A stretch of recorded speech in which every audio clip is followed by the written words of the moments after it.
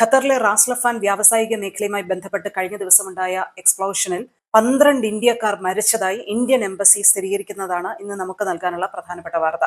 ഒരു പാകിസ്ഥാനി സ്വദേശിയും മരണപ്പെട്ടിട്ടുണ്ട്. ഇവരുടെ പേര് വിവരങ്ങൾ കൃത്യമായി ലഭ്യമല്ല. ഖത്തർ അധികൃതർ വ്യക്തമാക്കിയതനുസരിച്ചാണ് 12 ഇന്ത്യക്കാരുടെ മരണം ഇപ്പോൾ സ്ഥിരീകരിച്ചിരിക്കുന്നത്. ഇതുമായി ബന്ധപ്പെട്ട തുടർ നടപടികൾ പുരോഗമിക്കുകയാണെന്ന് ഖത്തറിലെ ഇന്ത്യൻ എംബസി അറിയിക്കുന്നുണ്ട്. അപകടത്തിൽ 66 പേർക്കാണ് പരിക്കേറ്റത്.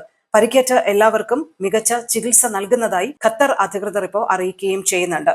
ഞായറാഴ്ച രാത്രിയോടെ റാസ് ലഫാൻ ഇൻഡസ്ട്രിയൽ പ്ലാന്റിലുണ്ടായ സ്ഫോടനം ഒരു തരത്തിലുള്ള അട്ടിമറികൾ മൂലമല്ല, ഇതൊരു ഓപ്പറേഷണൽ ആക്സിഡന്റ് ആണെന്നുള്ള സ്ഥിരീകരണമാണ് ഖത്തർ അധികൃതർ നൽകിയിരിക്കുന്നത്. ഇറാനിയൻ ആക്രമണമോ അങ്ങനെ എന്തെങ്കിലും ഒരു അട്ടിമറിയാണോ ഇത്തരത്തിലുള്ള ഒരു സ്ഫോടനം ഉണ്ടായത് എന്ന് ആദ്യം സംശയിച്ചുവെങ്കിലും അങ്ങനെ ഒരു സാഹചര്യമില്ല. ഇതൊരു ഓപ്പറേഷണൽ ആക്സിഡന്റ് മാത്രമാണ്, മറ്റൊരു കാരണവുമില്ല എന്ന് ഖത്തർ അധികൃതർ വിശദീകരിക്കുകയായിരുന്നു. നേരത്തെ മാർച്ച് 2-നും മാർച്ച് 18-നും ഇറാനിൽ നിന്നുള്ള മിസൈൽ ഡ്രോൺ ആക്രമണങ്ങൾ നേരിട്ട വ്യവസായ മേഖല കൂടിയാണ്. പക്ഷെ ഇത്തവണയുണ്ടായത് ഓപ്പറേഷണൽ ആക്സിഡന്റ് മാത്രമാണ്, മറ്റൊരു അട്ടിമറിയും ഇതിനില്ല എന്നാണ് പറഞ്ഞിരുന്നത്.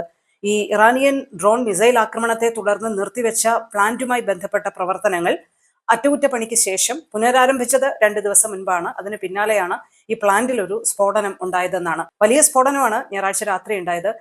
AFP വാർത്താ ഏജൻസികൾ നൽകുന്ന റിപ്പോർട്ടുകൾ പ്രകാരം ഏകദേശം ഒരു 20 കിലോമീറ്റർ അപ്പുറത്തു നിന്നും നമുക്കിതുമായി ബന്ധപ്പെട്ട അഗ്നി കാണാൻ കഴിയുന്ന തരത്തിലായിരുന്നു സ്ഫോടനം ഉണ്ടായതെന്നാണ് പറഞ്ഞിട്ടുള്ളത്. സംഭവവുമായി ബന്ധപ്പെട്ട അന്വേഷണ നടപടികൾ പുരോഗമിക്കുകയാണ്.